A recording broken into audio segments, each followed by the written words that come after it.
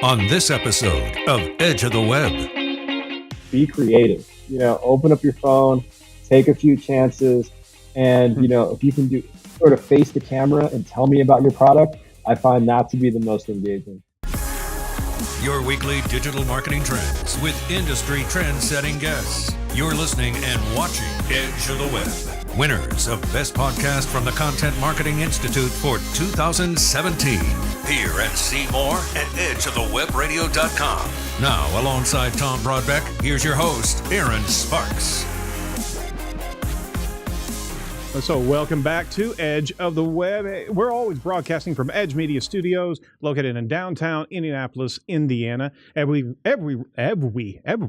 Every week we bring you the latest cutting-edge digital marketing news, as well as marketing influencers from around the planet. Very, very proud to be able to connect with these organizations and these individuals.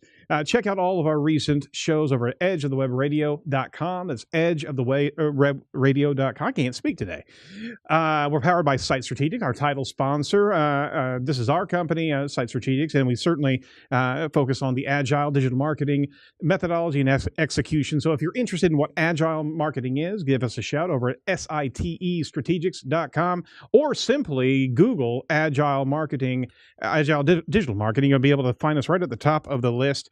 I'm your host, Aaron Sparks. I'm the CEO of Site Strategics, as well as Edge Media Studios. To my left, we actually have the illustrious director of digital media, Tom Broadbeck. Hello, Elmer Fudd. Nice. All right. So I thought you were just going to let that go, but no.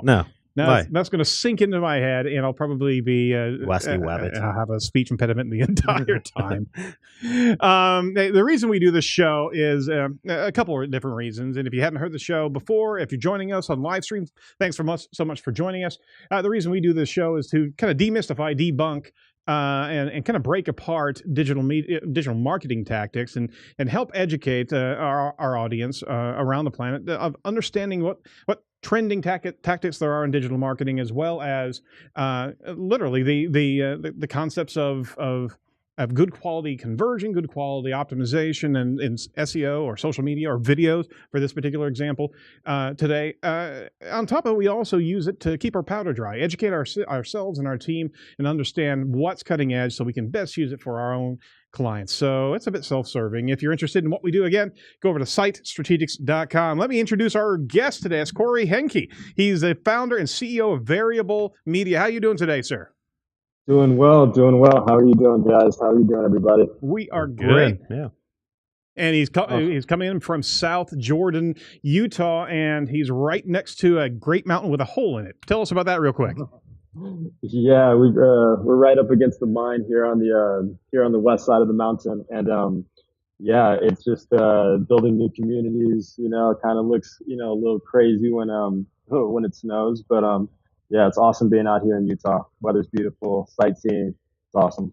Very cool. Very cool. Well, Corey, we wanted to get you on board and kind of talk about video optimization. We know that you've been touring the country on a number of different conferences, sharing information, sharing your specialty. We have some video discussion and material in the news. You want to go through this with us real quick? Absolutely. Excellent. All right. So let's take you through the latest digital marketing news. I was very excited to start my reportings.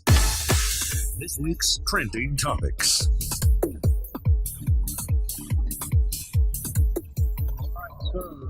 We've got an article coming from Amy Gessenhaus. Oh, my Lord. I'm tripping over myself today, Tom. I don't know what's going on. From Marketing Land, Facebook opens up Watch to creators and add video features to take on YouTube. So give us the lowdown here, Tom. What's happening? So they announced several new features here. The first one is they're going to start including videos from pages like ours, hopefully. Yeah. They said in our testing, we found that people enjoy discovering and watching a combination of shows and videos in Facebook Watch. And for creators, this means their videos may be eligible to show up in Watch to be discovered by a broader audience. They're also going to roll out some revenue opportunities. They said Facebook's expanding 3 monetization. Easy for now. You got me screwed up. Infectious. To more creators already tested with a limited set of partners. Facebook's brand collabs manager will now be available to a broader set of creators. The platform allows brands to find creators they can partner with to to create sponsored content. Ad breaks are also going to be offered to more creators, designed to offer creators a chance to share in ad revenue. Ad breaks let creators include in-stream ads up to 15 seconds long with their live videos. Facebook briefly announced paid fan subscriptions. They're going to be coming to more creators, allowing fans to have a paid subscription of $4.99 a month. They're also making their videos more interactive. So with live, you can do live polls. You can do gamification. You can do different surveys while you have a live video going on. So more stuff to come with live video with the Facebook Creator app. Absolutely. Well, I mean, two points right there. Just the ability to have inset ads during the live stream. We've never seen that coming. We've seen that through YouTube, obviously, and they're certainly taking on that route. But the monetization, we've always talked about it. When Facebook is actually going to cha-ching, $4.99 on the video side. We knew they're pushing into video super strong. And Corey, what do you think about that? I think it's well overdue, right? Yeah. You know, it's a time where, you know, Facebook is going to start to look more like YouTube, and YouTube is going to start to look more like Facebook, and this is, you know, Facebook's up. So yeah, I think them opening up Watch More, you know, to more creators is important. I mean, that was one of my first difficulties with it, was that, you know, I kind of felt that, you know, some of the original content was being forced on users, and they didn't have necessarily that discovery aspect. So I think, you know, the route that they're taking is the right route, and it's going to be interesting, you know, how it works out in the end. Absolutely. Yeah, I haven't watched that much Facebook Watch content, but I know any mid-roll ad in a Facebook newsfeed, I stop watching immediately. Really? Yeah, I mean, I can scroll. Right? Yeah. Once the commercial comes on, I can scroll. So I'm not sure how it'll be different in Facebook Watch. Yep. So that's actually a really important observation. There is that in the YouTube video world, you've got a video right there that you've committed to on that page, right? In the Facebook, man, you're trying to gain attention all over the place, and if you can stop on that video and grab a hold of that consumer, you don't want to piss them off. Yeah, I don't know how many cute puppy videos I watch, and then a 15-second ad goes on. I'm like, well, too bad for you. No more cute puppies. I'm going on to the next cute puppy video. At least it's not kittens with mittens. I mean, we had an entire couple of years where we were focused on that. All right, so to continue our video focus from search engine land, Barry Schwartz lights up with Google replacing video boxes with a video carousel on desktop search. Notice a change to your video views on some of the more popular videos. Well, Google actually made a change in search on how they display the video boxes. Over the past couple of weeks, Google has been replacing the video box in the desktop search results with a new carousel formatted video box. You can see that as we have on the screen there. Sorry for the audio audience. Sorry, but first reports came as early as June 6th, but the big change, according to Rank Ranger, was on June 15th. The video carousel box gives searchers a way to click and toggle through more than just 3 videos by clicking on the right arrow on the last video at the right end of the box. So you're certainly going to see a whole nother set of video interactive elements here, and from their video stats, it's going to be fantastic. But Ranger says that Rank Ranger says that video thumbnails have actually fallen to the point where they appeared on just 0.8% of all page one SERPs, a mighty 92% loss for those video thumbnails. Damn. yeah, it's not good for your organic, but no. I mean, just for video views in general, that'll help your video views. But as you can see in this example here, there's all 3 of them are YouTube. So I'm not. So there's scroll down. There's a few hosted videos on an actual website. So there's a search engine land, a HubSpot blog, and a Fiverr video. So you have to keep that in mind. Yeah, absolutely. All right. So again, the video space we're in, Corey, what do you think about this space? You're just going to love all the news articles, aren't you? Oh yeah, I mean they're all so very interesting, and it's the world we live in, right? Like Google makes a change, we have to optimize for it, and this is just another one of those changes. We always have that conversation, right? Like when we're trying to do something, when we're trying to solve a problem, you know, is it best to read an article or is it best to watch a video? Right? I don't know. I think you're biased, Corey. I'm just going to say that up front. I mean, a little bit, but somebody said something to me before a presentation one time, and they said, Corey, how long have we been reading, right? As a human species, it's only been so many years, right? But in terms of visualizing and watching the way that the world works, we've been doing that since the start of humankind. And so, and I think that's why video has the most impact, is that you can touch somebody, in a different way from, text or maybe an image. But yeah, this change by Google, is going to affect people, I think, in a positive way, as we're seeing here, as well as in a negative way. But, this is the story as is. They make changes. We have to optimize and be ready for those. Well said. And to triple down on our video news today, another article from Marketing Land from Amy Geston Hughes.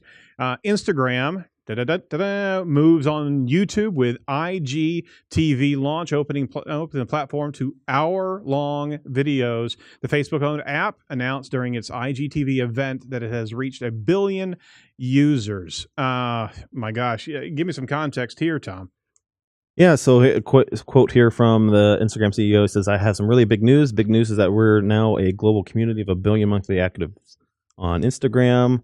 And then at the start of the IGT event, from there, CEO launched into details around Instagram's new IGTV platform. That's tough to say. IGTV, offering up a variety of stats around video consumption. On Instagram, people are watching 60% more video than they did last year. Wow. Entirely new category of video now exists and is being made by creators.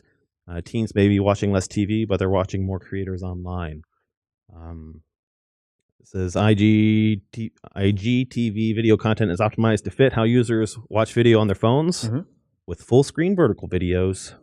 No. Content will start playing as soon as users clicks on the TV-shaped icon within Instagram or opens the IGTV app.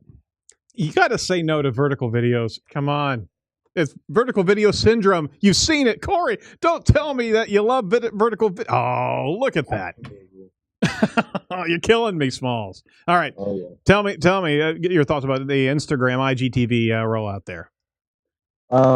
This is big. This is huge. I mean, this is Instagram creating a direct competitor, to YouTube. But when Watch came out, I specifically said, why did they put Watch inside of the Facebook app? They should have built a standalone app, right? Something that somebody can go to as an experience, right? We go to YouTube for video. We go to Facebook as a slot machine. It's just awesome content, had really good experiences. And so when Instagram decides to come out with IGTV as a standalone app, I mean, that is a direct shot. That is them, directly going at YouTube and directly going at Snapchat if you get a chance to use the app.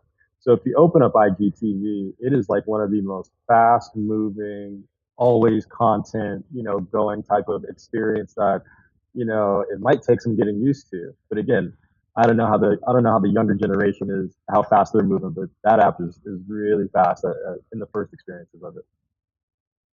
It is. I just pulled it up here on my phone, so I'm not right when I opened up Instagram. I follow Ohio State football, and so it had a notification there for me to watch the Ohio State video there, and Instagram TV, IGTV. I guess I haven't learned. It just announced yesterday, so I'm not sure how if these are just pulling straight from an Instagram feed, or if you have to do it a specific way and to upload into Instagram TV, IGTV. So I'm sure those articles and the information will be out here soon, but it looks like there's already a ton of video in there. Yep. Yeah. And I'm not sure how it ties into live video either. That'd be interesting to see how if we can tie in live to IGTV. They actually say stories over the last 24 hours stream live videos and make these new 60-minute TV shows. So they've already opened up for live streaming. So we may actually have to experiment in that space as well. I just have to keep my stuff inside of a 60-minute window, right? Yeah.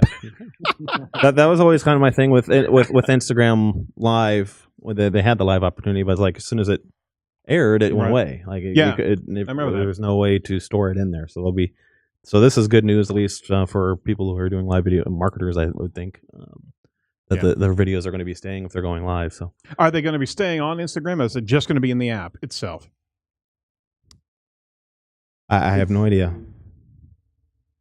In terms of the creators? Yeah. Or the the IGTV is linked to your IG, and so like you get to choose what videos. You can take the same videos that you've already uploaded and just completely put them into the new IGTV, or you can any video off of your phone and put that into the IGTV. I just think it's a new experience. I think they're gonna have to work on the discovery aspect of it, like the Yeah. same way that Instagram has that discovery, like feed. Mhm. I would love to see something like that from like an all video standpoint. I think the educational space is going to be rocked, because YouTube has owned that space, in terms of trying to find an answer to a question, right? Like if you can get that stuff through Instagram, like does it give you a reason to even leave the platform? I don't know. Mhm. So it's a battle. Wow. It is sweet. Yeah, I got it up right now. It's pretty darn fast. Yeah, absolutely. I absolutely agree. You know what's also fast? Getting that newsletter each and every week, talking about what we do on the show. We get it out there quickly for your consumption. I think every Tuesday, if I'm not mistaken. And it's loaded up with information about who we talked to last week, as well as who we're going to be talking to. Some news articles. All the wonderful tidbits of Edge of the Web. So join today. You can simply text to the number 22828, the word Edge Talk, and sign up right there from your smartphone. Don't do it while you're driving. As well as go over to edgeofthewebradio.com and just join us right there at the subscribe to newsletter function. We would love for you to join our campaigns and be able to join the community of Edge of the Web Radio, and let us know how you like what we're doing. And on top of that, give us some suggestions on who we should be talking to next. So with that, we're going to package up all our featured trending topics, go over to Edge of the Web Radio, but let's deep dive with this week's featured guest. Now it's time for Edge of the Web featured interview with Corey Henke, CEO of Variable Media. Corey, he's Corey Henke. To all of our audience here, as well as all the streaming audience, as well as our audio audiences. He founded Variable Data last year, and he writes and presents on YouTube, Facebook, and the growing social landscape from a paid media perspective. Before Variable Media, Corey actually pulled in the media and analytics. He actually what did you do there? What was your role over there at Molio? I was heading up all the media and analytics, but the unique thing about the agency was, we built the creative and we also, bought and analyzed the media. And so I kind of headed up, the analytics and the media buying department for those guys and got to work on some really cool stuff in the beginning. Cool. Well, I mean, I gave our audience a brief history. Why don't you unpack and give us a bit more history of how you got to video optimization and marketing in this niche environment? Sure. I mean, long story short, when you graduate college, you have no idea what you really want to do.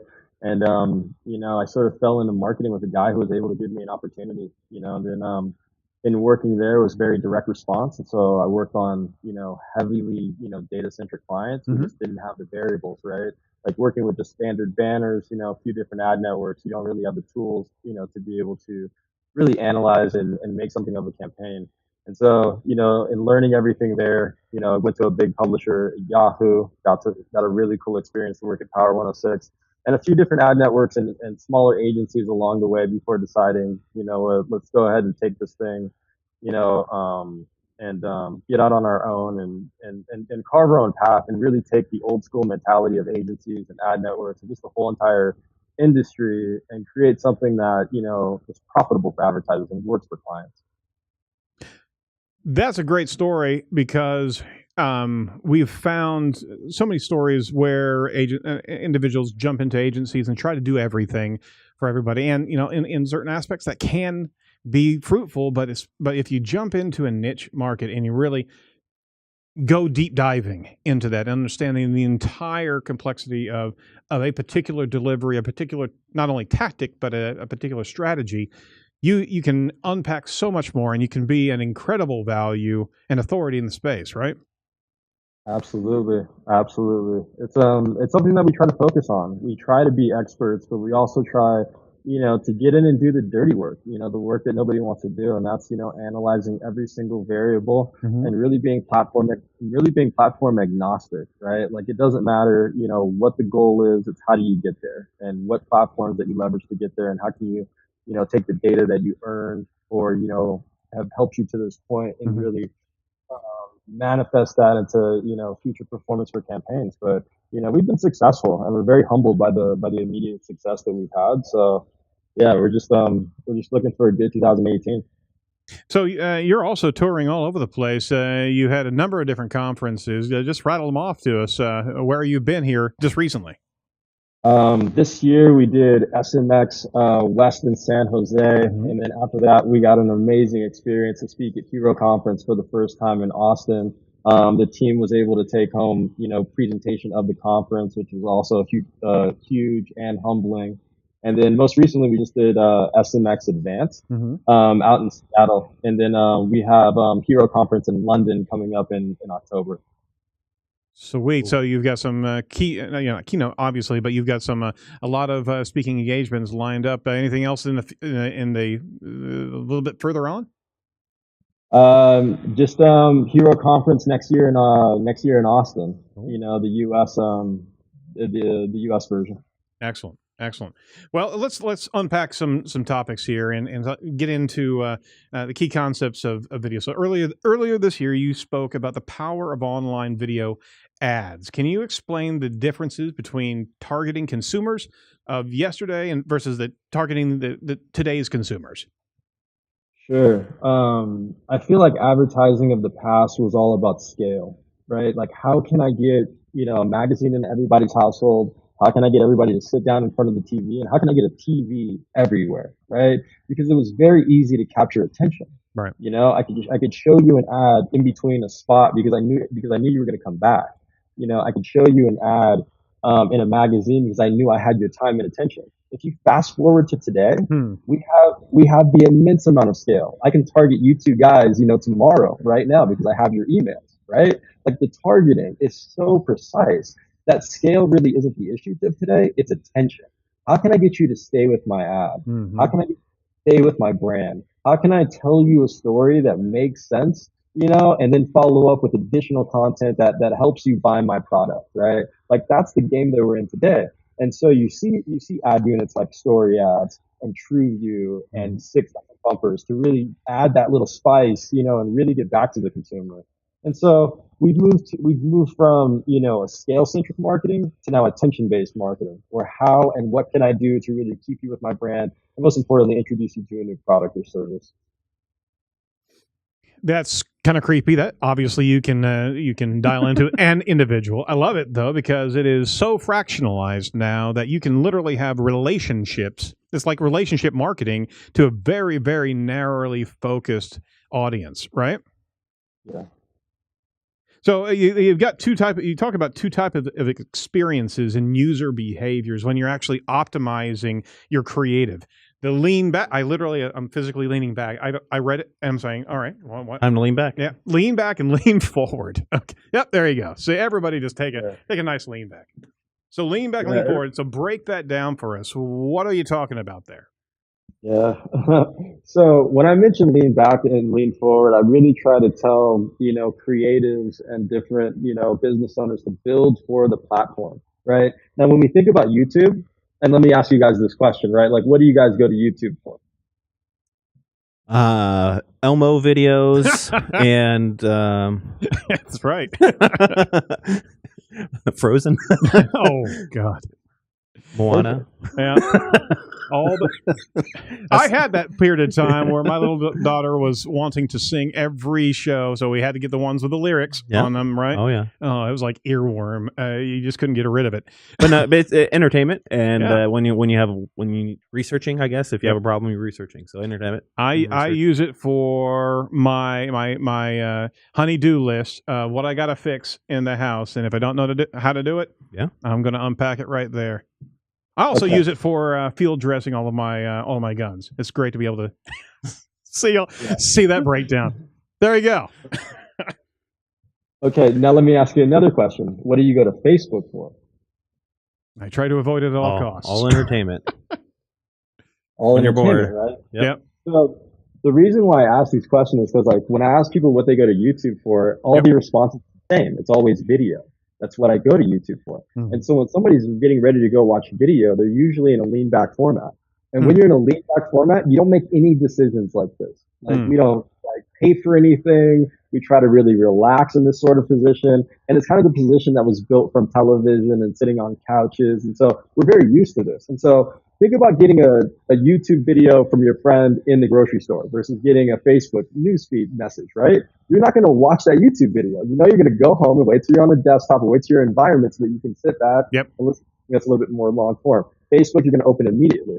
And so when I asked you guys about Facebook, the trick is with Facebook is that it's a slot machine. You have no idea what's coming next. And that's the power of it, is that it's so great for distraction, but more importantly, it's a lean forward. And so when you're in lean forward, it's you pay for things this way, we eat this way, we conversate this way, we do so many things that are lean forward. It's transactional. Yep. Exactly. So that's what helps drive more of the conversion volume, lower view rates, and things like that. Is just where the body is placed, you know, and what you're used to doing in that environment. And so when we talk about lean back versus lean forward, you know, I'd like to show more of a long form on a lean back situation versus a lean forward. I want to make something a little bit more fast action. I want to maybe, you know, go after a retargeting audience that already knows about my brand so I don't have to introduce a product, and something that's a little bit more lean forward. I want to get something that's so flashy and so beautiful that like you have to rewind it if it's a story ad and go check it again, right? Like if you pass something in the newsfeed, you can rewind and go back and see that. And so it's great to test those type of user behaviors on platforms like that when you have the opportunity. But hopefully that gives a better understanding of lean back versus lean forward. Absolutely. I was going to ask the question here about why YouTube has such a leg up on Facebook for video ads, but you just kind of explained it in a different context. This is kind of a qualified question. It really depends on the nature of the consumer, what they're wanting to do. Would you argue that point is that it's really the pursuit vector as opposed to overarching? I mean, YouTube is huge, right? And the video ads are huge. Tell us just about how lean back actually applies to that video ad consumption as opposed to the lean to inside of Facebook. Yeah, both platforms are very intelligent, but YouTube, you know, decided to test, you know, those 30s non-skippable, the 15s non-skippable, the TrueView ads, you know, which are skippable, as well as those 6-second bumper ads. Yep. And in doing that, they found a lot of data. And so what they did the first was they decided, okay, no more forced 30s, right? So now the only thing you can buy is a forced 15, TrueView, and bumper ads, as well as your discovery. But the TrueView model, I think, is like one of the most unique models because it's so synergistic, right? I'm only charging the user 5 seconds. If they don't want to, if they don't want to continue, that's fine. Yep. I only charge the advertiser after 30 seconds, right? So they get, you know, somebody who's more engaged. Committed. Yep. And then YouTube has the power of having so much inventory that they're able to play in this game very different than a smaller publisher like a CNN or an MSNBC. And so they get to see across so much different content that it makes their data even more rich from a targeting perspective and advantageous for advertisers. So it's a unique product that was developed out of, you know, just a unique platform, you know, and I think we're going to see, you know, TrueView and skippable scale because we have so many people on that platform. I think it's what's being expected now, you know, is a better ad experience when it comes to video. But it's going to be interesting. It's going to be very interesting. For our users that haven't explored video advertising, and let's just stay in the corridor of YouTube, you went through quickly a number of the different video delivery methods. Can you break these down for our audience with a brief statement on each? Sure. Starting at the high end, you know, we're going to go with 15-second non-skippables. This is something you have to work with your AdWords or your Google rep with. And, you know, these are really powerful, especially in, you know, very brand safe environments.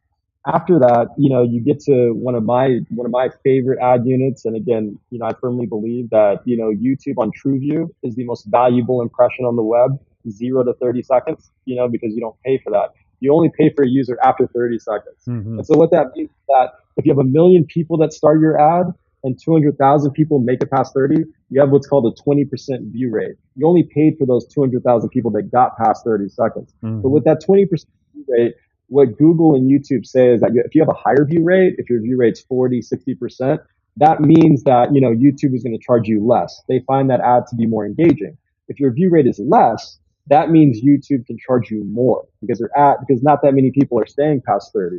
And so with the ability to apply quality score to video through a view rate, click-through rate, and all these different metrics, it makes the value of creating amazing creative important.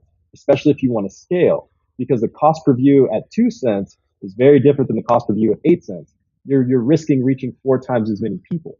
And so it kind of forces advertisers to build good creative and not just go out with just the same, stock video or explainer type of things that they have in their wheelhouse usually. Mhm. And then after that, you have things like discovery ads.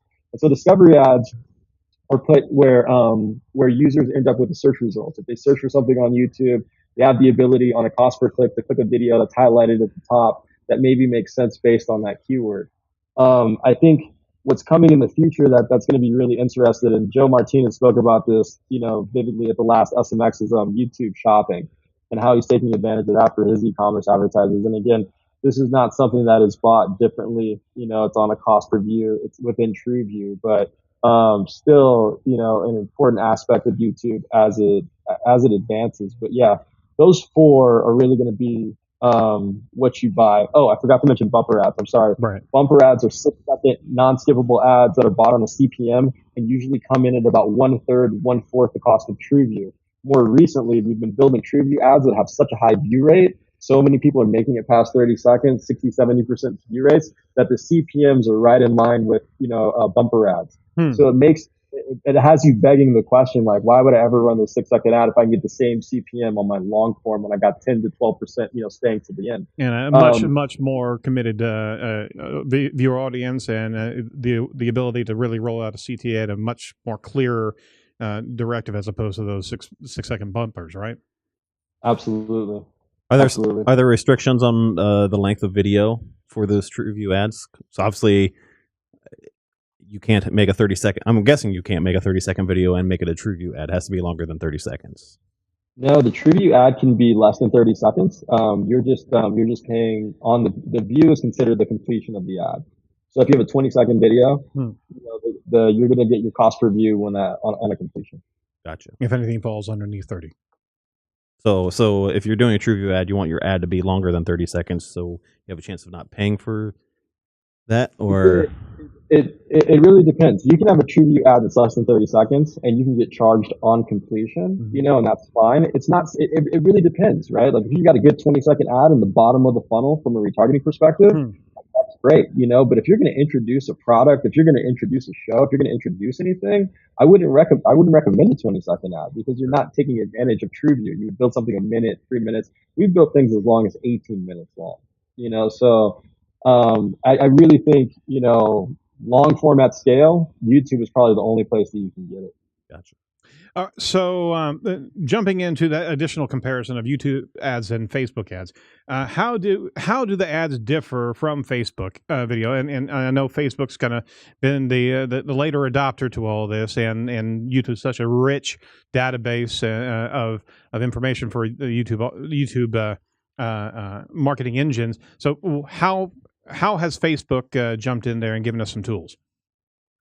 Facebook has done a really good job, but it goes back to what you said, earlier in the show when you mentioned, whenever I get hit with an ad on Facebook, it's just like I'm on to the next thing, and it's just natural user behavior. But they're innovating. They've gone from offering 3 seconds to now, cost per views at 10 seconds. They've opened up Watch. They've started to test, video and suggested feeds, versus, at the breaks and things like that. I just think it's very hard for them to figure out, their video advertising without breaks that were thought of, with the content. When the content was built without breaks, it's hard to break that up and toss in an ad because it provides a really bad user experience. And then also, like when you're in the news feed, just with ads, you're competing against the content before and the content after. And so it needs to be really good or really targeted. That's not to say that it doesn't work and it doesn't convert. But, when you start to compare the view rates, right, of how long somebody stays with your video between these two platforms, you never really see, the type of length that you would on something like a YouTube because of the format that they're in. But that's not to say that YouTube isn't very profitable in terms of the conversion from your video. But I think the secret that nobody thinks about when it comes to Facebook video is the fact that it starts a really good conversation, if you can, right, where you start to get comments and shares and likes. And sometimes those type of, key social indicators will cause users to spend more time with your video than if they didn't. And so you have that piece that I think, we've seen some wild success with, especially as we introduce new products to the market. That's excellent, and that's a true differentiator between the two platforms. Can you tell us a little bit more about the differentiating audience? We certainly explored a little bit between YouTube and Facebook, but they're oriented. They're conditioned to consume in different ways. So if you're moving video, right, and you have a video campaign, the smart play is to structure that video in a different way based on the platforms themselves, right?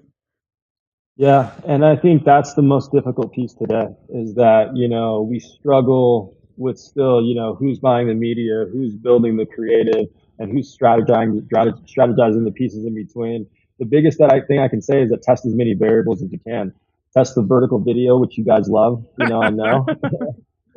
And, also test, the square on Instagram, versus like Facebook and Instagram. I mean, I started a company called Variable Media because we have so many different variables. Mm-hmm. And when you think about video as well, we have them there. But I think the big thing that we're seeing right now, where I'm seeing advertisers like kind of struggle with, is believing in YouTube, because the conversion volume, doesn't necessarily get attributed to that channel in comparison to, like, if somebody watches a YouTube video and then goes and searches for an ad, like that conversion is going to be, source to search in most cases. Right. And Brian Garvin's got, really good talk on this, because he figured it out, and that's why he's separated, his YouTube spend into a completely different account.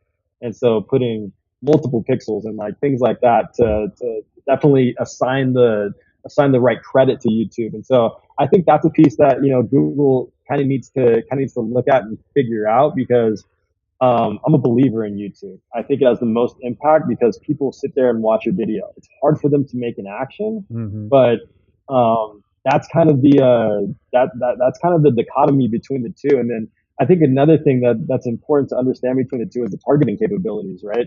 Like Facebook has such great targeting capabilities because we give it so much information about our users, whether that's a purchaser list, a full email list, or just, the things that we've told them inside the platform. Mm-hmm. On the YouTube side, I mean, they're really connecting, Google, YouTube, Gmail, what they're seeing on display, all the information they have within analytics, and it's not necessarily perfect. Like to give you an example, like I have some clients that sit in the early mother baby sphere, right? Mm-hmm. I think it's so much easier for Facebook to know if somebody's a mother than somebody like Google, right? Like, what is Google leveraging to figure out if somebody's a mother, right? Their search history, that's going to be a little bit tough. But if I say that I'm a mother, or I post a picture of my newborn baby on Facebook, and get a lot of likes and shares and maybe some comments and maybe some things in the algorithm can pick that up, that's a clear indicator. So in looking at the different targeting capabilities is also huge. But again, it's a back and forth. You weren't able to get household income and age, before, before Facebook came out with their video product and started to steal market share. And now Facebook has said, okay, if somebody searches on Google, I can now retarget them on YouTube. Okay, they're starting to fire back at each other, with all these new type of targeting capabilities, and it's great for advertisers. Like, we need this competitive environment, so that we can learn all these new things. So it's interesting, but I'd make sure that people looked at, the format, lean in versus lean forward versus lean back, as well as the different targeting capabilities on each. Those are probably the two biggest factors, as well as creative, in terms of looking at those two, where they want to spend and how they want to spend their dollars. Certainly. Well, that was a great elaboration. Again, I brought a heck of a lot of variables to the equation. And as a variable, we certainly want to implore our Facebook streaming audience to ask a question of Corey as we're talking. We'll certainly pick it up and move it in front of him. Regarding these platforms, over the history of digital marketing, the advertising tools, we've seen the growth and stabilization of platforms, of almost a standardization of delivery mechanisms and variables to be able to affect. Very similar to, you have Bing ads, on search, and you also have AdWords on search, obviously. Bing learned a huge amount from what Google was doing, right? And they're certainly forging ahead, and you can see that standardization between platforms. Are you going to be seeing the same level of standardization of variable control in these different platforms as Facebook and YouTube, and even getting into Instagram and Snapchat for a particular degree? Can they all kind of start stabilizing, or are we just going to see thoroughbreds go first, and the rest of these advertising platforms try to get a whisper of what they're doing over on one side of the fence? I would have to say the latter. I really would. Like, we are going to see them go farther away from each other than they are going to get closer. And I think it's because, this is direct competition. And, the way YouTube is able to leverage their vast amount of just inventory and do true view. And I don't think Facebook, can create skippable video. I really don't. I don't think many other publishers, can do the same thing. So I think they'll leverage, YouTube's technology. But I don't think that, I don't think anybody's going to be able to compete with YouTube on skippable. And I think when it comes to vertical, we're already seeing YouTube make the necessary changes to compete in that environment. And so that's going to be really interesting. They also haven't put, an ad inside the feed yet, of YouTube, which is going to be very interesting. I think in the end, we're not going to see them come together and kumbaya and say, hey, let's all get on the same page, for those advertisers we love so much. I think they're really going to go the opposite direction and say, we're better for these reasons. And I say that because if you look inside the Facebook UI and you go inside the reporting and you can see all the different metrics that they have, they will give you a cost per view at 3 seconds, a cost per view at 10 seconds, but they won't give you a cost per view at 30 seconds.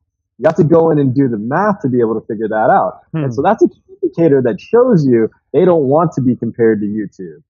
They want to focus on saying, hey, this is a different environment. Right. Here's what you can buy, and here's why it works.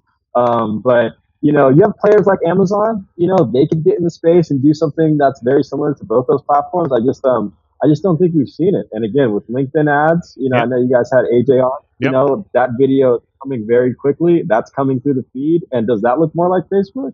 Yeah, it definitely does. But again, they don't have the inventory to compete, on a skippable video level. And so I doubt anybody takes from YouTube. And I think most people with the feed mechanism look like Facebook in the end. Yeah, you beat me to it regarding LinkedIn ads, because we're certainly hearing about the delivery, and there's whispers of the live video feed and the streaming video feeds in the near future. Any thoughts about that particular platform individually? LinkedIn? Yeah. I would really have to defer to AJ. I don't want to sound the wrong way on here, but I mean, I'm just happy that the innovation is coming, and if I could say anything about LinkedIn, like, when are we going to start, getting that Microsoft data in there, right? Yeah. To be able to look at a Bing search and be able to retarget on LinkedIn, with a specific video. LinkedIn is too expensive, for us, at the moment. But it's nice when we get, a display ad on there, from programmatic. But from a video standpoint, here's the one thing that I wanted to say about LinkedIn from a video standpoint. Like, where's the playlist section, right? Like, where's the video tab of LinkedIn? That's the biggest problem that I have with it, right? We see amazing content come through our feed, but how do we get back to it? How do we give it, an upvote so it gets shared more often? There's a couple of different things that you want to see within these platforms, but the biggest thing that I would want to see is kind of like a video hub and like a playlist. Yeah, there's nothing there. Yeah, it's the feed of the page itself, or it's got no surrounding additional context. If you're wanting to learn more, you're kind of at a kind of like a cul-de-sac. That's it. Yeah. Okay. So you mentioned it again. You brought it around a third time. Why does vertical video work, especially for Instagram stories? Why? Tell me why. Oh, man. I mean, it works for the reason that I don't think you guys, that I don't think that I don't think anybody wants to hear it because it's not flashy. Hmm. It works because there's very little. It works because there's very little competition. Um, and that's the key is that like if you look at the CPMS in stories, you're going to get between like $3 to like $7 CPMS, right? But if you look inside the Instagram news feed or the Facebook news feed where everybody is, you're talking $20, $30 CPMS. So if I have a chance to reach, 4x, 5x, 7x amount of people, right? I think that's where the opportunity is. Now, this is going to be different, for every brand. I've got some brands that absolutely crush it, on story ads, Sure. and have an amazing Instagram following, right? And then I have these brand new brands where it doesn't really work that well. So I think, the Instagram, the story success is kind of amplified, by what you've been able to accomplish on Instagram, as well. But vertical video, I think, is just an exciting space because you can rewind. Is that if you show me something that I need, that I maybe researched earlier, and you're able to get in, that short window of time as I'm going through my story ads, that's a huge opportunity. And then the other thing that I don't think, that I don't think people that aren't in our industry are thinking about is that when stories were launched, we stopped looking through our newsfeed. Like stories were the first thing we started looking at every single time we went to Instagram. Right. And then you ask people and they're like, why do you do that? And they're like, I don't know. Well, it's because it's only 24 hours and Snapchat taught us that, right? Limited amount of time to check something out. And so if somebody's going to their stories first, I want that that first mover advantage. I could be the first one to engage them with an ad, throughout the day. Right. And as the day goes on, people become numb to ads. And so again, those type of little tidbits, I think make story ads very advantageous. Talk about conditioning an audience with that 24-hour accessibility window. I mean, that's almost like you're manufacturing supply and demand equation there, and the other platforms just aren't doing it to any degree like that. So Instagram is certainly a unique audience. Does it have anything to do with most of the bloody people are actually filming their own videos, holding a potato like this? Does it have anything to do with that? I mean, it comes off more natural, right? Yeah, exactly. And, that's kind of the power of testing is that, you have some people and some companies that go out and spend 20, 25K on a beautiful video.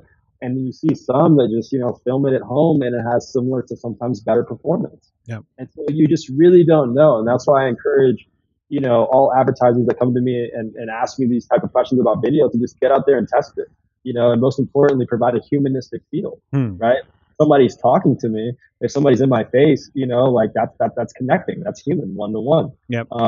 But yeah, there's also a lot of really cool things you can do with stories, and in terms of just like CTAs, moving them into lead forms, moving them, to your Instagram, providing just like a really unique experience that looks natural to like your other stories by adding in, some of the key filters. But yeah, it's a wide open playing ground, and I'm excited to see, how it innovates. All right. I'm bought in now to a particular degree, possibly. So are there different, you answered my question here, are there different strategies and tactics that you'd actually recommend for an Instagram story? We actually went through that. Anything, singular things that you would recommend to our audience to explore on the Instagram side? Yeah. First one, don't just run one story. Make sure you run 2, 3, or 4 to give yourself, a good comparison point. Right. The other thing, if you're already doing stories, you can upload them, straight into Ads Manager without having to do any additional work. They're already there. You can just go and choose either image or video, and they should be there, which is, just ease of use. I think from a creative standpoint, you got to engage in the first 1 to 2 seconds. It's got to be fast moving. People get bored very quickly in a story environment, so just make it flashy. You don't need to, hire a full development team, for a 15-second video. You can be creative. You can test things, for less than $10. The only trouble with story ads is you're not going to get much, feedback in terms of your video, right? Like if I run something on YouTube, I can look at, quartiles in terms of like how much they completed. They've got other opportunities to click out. There's not much you can do in a story ad, but you can swipe up. You can enter into a new experience, and so that's important. And that's an engagement metric that you'll want to look at. The other important thing to understand about story ads too is the relevancy score. Relevancy scores on story ads are usually high because they're very hard to hide or provide negative feedback to, and that also plays a really big role in the Facebook algorithm. And so that's another thing to think about. But strategy is to just be creative. Open up your phone, take a few chances, and if you can do sort of face the camera and tell me about your product, I find that to be the most engaging. And I think that's kind of, it goes across all spaces where you can deliver video. Be creative and test, right? Don't try to create such a quagmire of trying to get the right thing the right way. Try different things out and be agile, right? Absolutely. Excellent. All right. So, hey, to wrap up, Corey, any key concepts, regardless of platform, that you want to give to our audience who maybe have been looking to explore additional ways to use their video, or maybe even for the first time advertiser in the video space? I would say do not be scared. If you already have a video, just test it at Instagram, Facebook, YouTube. Just get out there and test it. When I was at SMX Advanced and I was hanging out with, a bunch of search experts and SEO experts, it was so invigorating to see how many people came up to me and said, wow, like I've been doing more video now and it's actually working. And I'm so surprised that like I just threw up, like our webinar or, our podcast, and how many people stayed till the end. And I'm just like, yeah, because you never know until you try. Like it's okay to just get out there, upload a YouTube video, put it in the AdWords, run $10 on it, and just see what happens, right? Create your baseline. It's so important to just create your baseline, and then whatever you do from there, try to then compare to that baseline. What did we do different? And then the most important thing that I can give these guys is that, like, if you're going to go out and spend money on a video, 10K, 20K, 30K, test it in a platform like YouTube where you have that first 30 seconds. And do me a big favor. Don't build 3 different CTAs at the end. Build 3 different variations in the beginning, because a lot more people are going to start your video versus end it. And that first part of your video can give you so much information for your brand. There it is. For example, like if you start off, with a white female, versus a black male, and somehow the white female, drives better performance, whatever your indicator is, you now know how to go with that version and now improve performance, but also who you're going to put on your next Instagram ad. So there's also market research built into, your video campaigns that also should be looked at. And so that's why variation and looking at the different variables are important. And then also test multiple targets, right, to get that variation analysis in as well. But that would be my only thing for anybody looking to do video. Excellent. Well, that's fantastic information. Would you recommend any tools to create and manufacture variations? Are there any type of production tools to be able to put all these different combinations together? Because that's one of the biggest things, is there are so many variables. Just getting a handle on the complexity. Would you recommend anything as opposed to hiring variable, which we certainly would recommend? I'll do it, so you don't have to. But do you? Sorry for interrupting. No, that's all right. We are data and analytics nerds over here.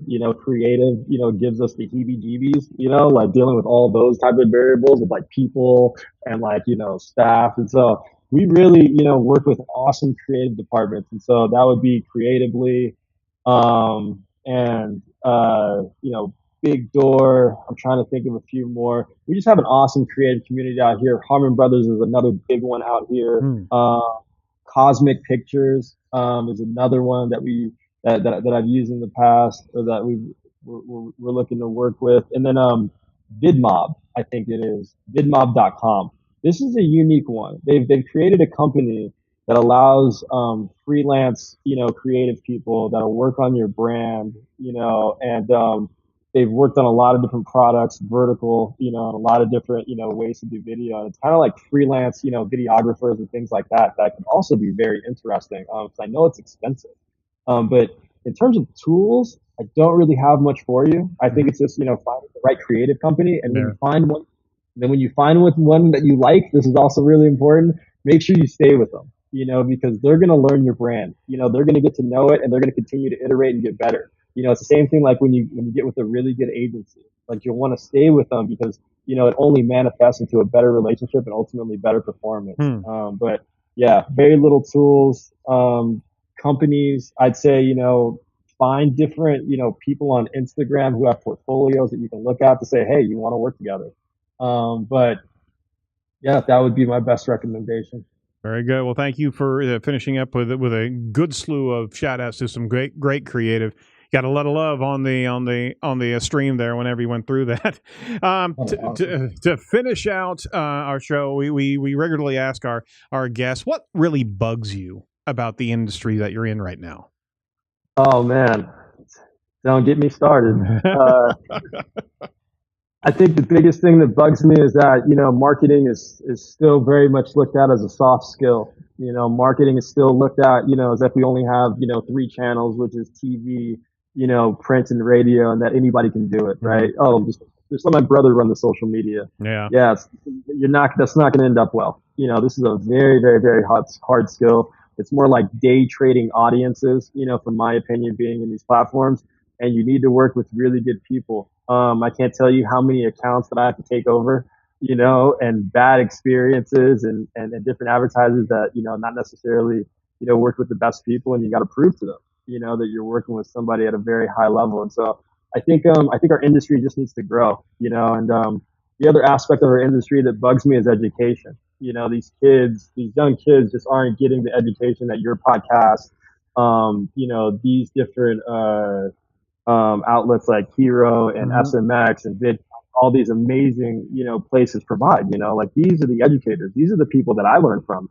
These are the people that I hire that I hire as consultants, to come look at, some of the things that I'm doing to help me elevate, our agency. And so I'd probably say education, and the fact that marketing is a very difficult skill today, in comparison to prior.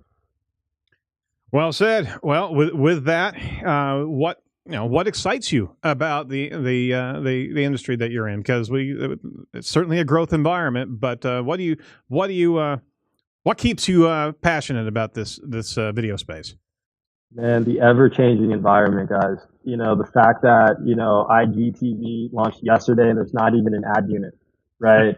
Like, when does that ad unit happen? I mean, we remember the times when Facebook didn't have any ads, and now it's the biggest powerhouse, that you could possibly imagine. And so the innovation of our industry is beautiful because not a lot of other industries have it. And so that's what I'm most excited about. I'm also very excited, to see a lot of these amazing speakers, learn about, additional awesome podcasts like yours, and continue to grow my education. Like this is such a wide open field, that anybody can jump into it and have their own sauce and be able to create their own niche, within this space. So just the innovation and, the excitement of how these platforms continue to develop really invigorates me. Very good. Now, and we certainly see it in so many different digital marketing tactics and techniques, but video is certainly really tying into the attention space of consumers, and boy, what a grab factor as opposed to any other ad product or ad media that's out there. All right, so talking about jumping, I got to hear about this fun fact that you gave us. So you tried out for a basketball team in high school 3 years straight, right? Yep. All right, so what happened after that? I tried every year to play basketball, and all they would do is let me play volleyball, in high school. Oh, man. Yeah, it hurt. It hurt. And so, in going to junior college, I ended up at a small Division III named Cal Lutheran out in Thousand Oaks, California. I'd go there for summer. Like one of my best friends was dating a guy on the team. They didn't have enough guys. They invite me to come play, and I'm like, oh, okay, I can kind of hang, but I still don't know how to shoot. I still don't know how to dribble. And so then they were like, hey, you want to come back for summer? Just be one of those guys that we beat up on every day. I'm like, all right, sure. So I go back home, and a guy that I played with, Jordan Surratt, who ended up playing at Colorado State, literally taught me how to play basketball within a summer, like dribbling, actually shooting the right way. And so I go back there, and these guys are just like, wow, he can really compete. And I asked coach for a spot on the team. He's like, talk to me the first day of school. And I'm like, okay. So I go talk to him the first day of school, and he's like, no chance. I can't. That's not going to work. Wow. And so I'm like, yeah. So I'm like, listen, coach, like, these are my guys. Like, they're my best friends. You know, like, I don't want to go to the lunch area alone. You know, like, you know, come on. Like, I don't need to travel. I don't need a jersey. Just let me practice. All I want to do is practice. And he's like, just talk to me in 2 weeks. Anyways, school starts buzzing about it. He has like that official like first team meeting, and just like a typical Rudy story, you know, these amazing guys, you know, got up and said, "Hey, what about Corey?" And coach was like, "What? What are you saying?" And they kind of just told him, they were like, "Listen, Corey's not going to score 20 points a game. He might not ever play, but you know, he could help us win. You know, like, give him a chance, coach. Yeah, like, he's going to make us better." And so one got up, sat down. The other one got up, sat down. And so after that, you know, I went to go meet up with coach, and he was like, "You're in the respect of your teammates. You know, here's a jersey, kid." And so again, I didn't play a lick. Okay, so you're talking about maybe played 8 minutes in like 2 years. Okay, and we'd be up by 60, and you would hear the crowd chant, "Put Corey in the game." No. You know? Like, oh, of course, dude. And coach would give you that look like, all right, get in there. You know? You know, and so that is actually Rudy, isn't it? It was life-changing for me, because I got to understand that anything is possible, and you know, everybody plays a role on a team, you know, and that's very important. So those are the two things that I took from it. You know, it was a very valuable experience in my life, but you know, it's definitely a unique story. Yeah, absolutely. Determination pays off any way you cut it. All right. Hey, so how can we what can we promote for you today to finish up the show? I think I lost you guys. Hold on. Uh-oh. Well, we'll tell our audience what we can actually promote: the YouTube ads, webinar, Google, and Hannah-Pin early July 2018. Speaking at the Hero Conference in London, which had to be cool. That's coming up October 22nd and 23rd, 2018, and he's also speaking at the Hero Conference in Philly, in 2019, April 23rd through 25th. So these are some great areas in which you want to check out Corey. Sorry that we lost him right there at the end. Follow his Twitter handle at Corey Henke, Henke, as well as on Facebook, Corey Henke, LinkedIn, Corey Henke, Instagram, Corey Henke. So sorry we dropped him right there at the end, but it's been a great show, and certainly unpacked a lot of really cool techniques. So thanks for listening to Edge of the Web Radio. Special thanks to all the colleagues at Site Strategics for producing this show, as well as our guest, Corey Henke. Check out all the must-see videos over Edge of the Web Radio. Who we're going to be talking to next, Tom? Next week is Paxton Gray. Mm-hmm. He is 97th floor in agency out in Utah again. And I think we're going to talk some SEO. Very cool. Very cool. All right. So for all of us over at Site Strategics and Edge of the Web, thanks for watching and listening.